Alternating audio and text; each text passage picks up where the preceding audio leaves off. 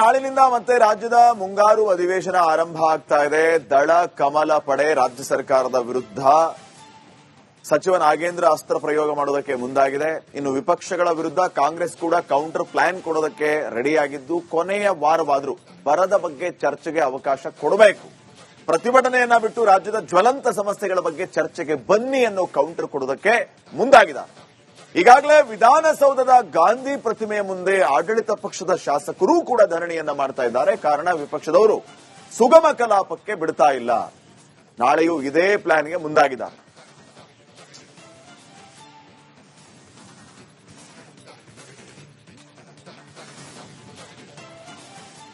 ಈಗ ನಮ್ಮ ಅಭಿಯಾನದ ಸ್ಟೋರಿ ಬರೋಣ ವೀಕ್ಷಕರೇ. ಬರಗಾಲ ರಾಜ್ಯದ ಅನ್ನದಾತರಿಗೆ ಇದು ಶಾಪ. ಮಳೆರಾಯನ ಮುನಿಸು ರೈತರನ್ನ ಅಕ್ಷರಶಃ ಸಂಕಷ್ಟಕ್ಕೆ ಸಿಕ್ಕಾಕ್ಸಿದೆ. ಈ ಕಡೆ ರಾಜ್ಯ ಸರ್ಕಾರ ಮೋಡ ಬಿತ್ತನೆಗೆ ಮುಂದಾಗಿದೆ. ಹಾಗಾದ್ರೆ ಮೋಡ ಬಿತ್ತನೆ ಅಂದ್ರೆ ಏನು? ಇದರ ಹಿಂದಿರುವ ವಿಜ್ಞಾನ ಏನು? ಇದು ರೈತರಿಗೆ ಎಷ್ಟರ ಮಟ್ಟಿಗೆ ಅನುಕೂಲ ಆಗುತ್ತೆ? ಮೋಡ ಬಿತ್ತನೆ ಈಗ ಮಾಡೋದಕ್ಕೆ ಸಕಾಲವೇ? ಈ ಎಲ್ಲದರ ಕುರಿತು ಒಂದು ವರದಿ ಇದೆ. ಆ ವರದಿಯನ್ನು ನೋಡಿ ಆಮೇಲೆ ಇದೇ ವಿಚಾರವಾಗಿ ನೀವು ನಿಮ್ಮ ಅಭಿಪ್ರಾಯಗಳನ್ನು ನಮ್ಮ ಜೊತೆಗೆ ಹಂಚ್ಕೋಬಹುದಾಗಿದೆ. ಫಸ್ಟ್ ಈ ವರದಿ ನೋಡಿ. ಭೀಕರ ಬರದ ಹೊಡೆತಕ್ಕೆ ಅನ್ನದಾತರು ತತ್ತರ. ಮೋಡ ಬಿತ್ತನೆಗೆ ಮುಂದಾದ ರಾಜ್ಯ ಸರ್ಕಾರ.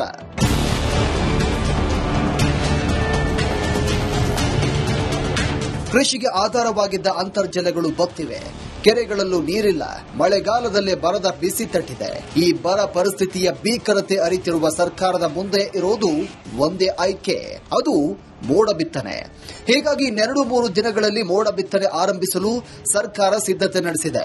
27 ಕೋಟಿ ರೂಪಾಯಿ ವೆಚ್ಚದಲ್ಲಿ 60 ದಿನಗಳ ಕಾಲ ಒಟ್ಟು 200 ಗಂಟೆಗಳ ಅವಧಿಗೆ ಮೋಡ ಬಿತ್ತನೆ ಕಾರ್ಯ ಆರಂಭಿಸಲು ಸರ್ಕಾರ ಈಗಾಗಲೇ ಆಡಳಿತಾತ್ಮಕ ಅನುಮೋದನೆ ಹೊರಡಿಸಿದೆ.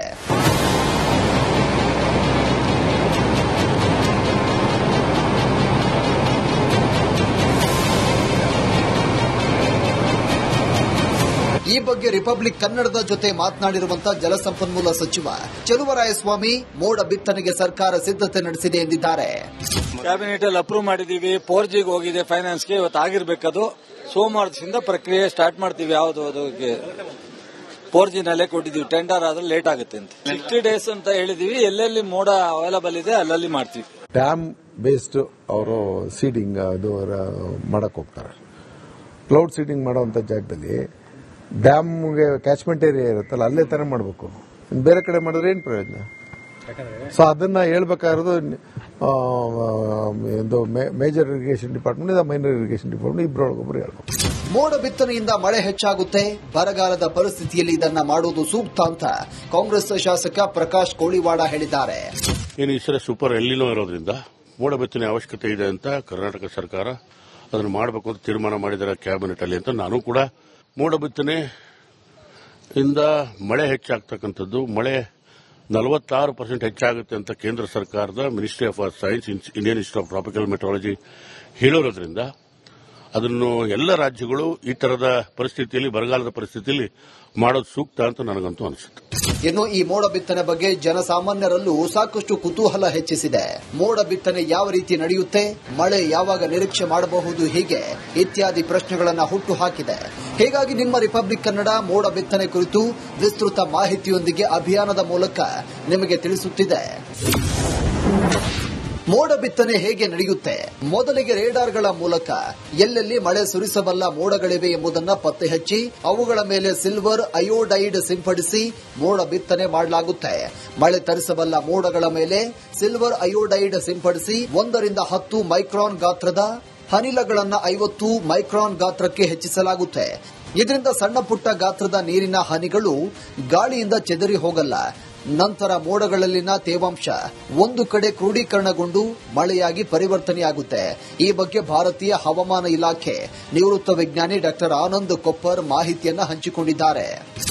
ರಾಸಾಯನಿಕಗಳನ್ನು ಮೋಡಗಳ ಮೇಲೆ ಸಿಂಪಡಿಸಿ ಅದರಲ್ಲಿದ್ದಂತಹ ನೀರಿನ ಅಂಶವನ್ನು ಹೆಚ್ಚಿಗೆ ದ್ರವೀಕರಿಸಿಕೊಂಡು ಅದೇ ಒಂದು ಪ್ರದೇಶದಲ್ಲಿ ಮಳೆ ಆಗುವಂತೆ ಮಾಡುವುದು. ಅಂದರೆ ಸಾಮಾನ್ಯವಾಗಿ ಬೀಳುವಂತಹ ಮಳೆ ಎನ್ಹಾನ್ಸ್ಮೆಂಟ್ ಅಂತ ಹೇಳ್ತೀವಲ್ಲ ಆ ತರನೂ ಮಾಡಬಹುದು. ಇಲ್ಲ ಅಂದ್ರೆ ಮಳೆ ಆಗದೇನೆ ಮೋಡಗಳು ಹಂಗೆ ಚಲಿಸಿ ಹೋಗ್ತಿದ್ದಾಗ ಅದೇ ಪ್ರದೇಶದಲ್ಲಿ ಅವು ದ್ರವೀಕರಿಸುವಂತೆ ಮಾಡುವಂತಹ ಒಂದು ಪ್ರಕ್ರಿಯೆಗೆ ಮೋಡ ಬಿತ್ತನೆ ಅಂತಾರ. ಮಳೆ ಕೊರತೆ ಇರುವ ಮತ್ತು ಬರಗಾಲ ಪೀಡಿತ ಪ್ರದೇಶಗಳಲ್ಲಿ ಕೃತಕ ಮಳೆ ಸುರಿಸಲು ಮೋಡ ಬಿತ್ತನೆ ಸಹಕಾರಿಯಾಗಲಿದೆ.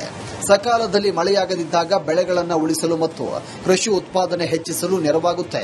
200 ಗಂಟೆಗಳ ಮೋಡ ಬಿತ್ತನೆಗೆ 27 ಕೋಟಿ ವೆಚ್ಚವಾಗಲಿದೆ. ಇದರಲ್ಲಿ ವಿಮಾನಗಳ ಬಳಕೆ, ರಾಡಾರ್ ವ್ಯವಸ್ಥೆ ಮತ್ತು ರಾಸಾಯನಿಕಗಳಿಗಾಗಿ ಭಾರಿ ಹಣದ ಅವಶ್ಯಕತೆ ಇದೆ. ಸದ್ಯ ಸರ್ಕಾರ ಸೋಮವಾರ ಈ ಬಗ್ಗೆ ಸಭೆ ನಡೆಸಲಿದ್ದು ಮೋಡ ಬಿತ್ತನೆಗೆ ದಿನಾಂಕ ನಿರ್ಧರಿಸುವ ಸಾಧ್ಯತೆ ಇದೆ. ಮೋಡ ಬಿತ್ತನೆ ಆದಷ್ಟು ಸುಲಭವಾಗಿ ಮಳೆ ಬರುತ್ತೆ ಅಂತಕ್ಕಂಥದ್ದು ಖಚಿತತೆ ಮತ್ತೆ ಅಷ್ಟು ನಿಶ್ಚಿತವಾಗಿ ಹೇಳೋದಕ್ಕೆ ಆಗೋದಿಲ್ಲ. 10% ರಿಂದ 15% ಮಳೆಯ ಪ್ರಮಾಣ ಹೆಚ್ಚಾಗಬಹುದು ಅಂತ ವಿಜ್ಞಾನಿಗಳು ಹೇಳ್ತಾರೆ.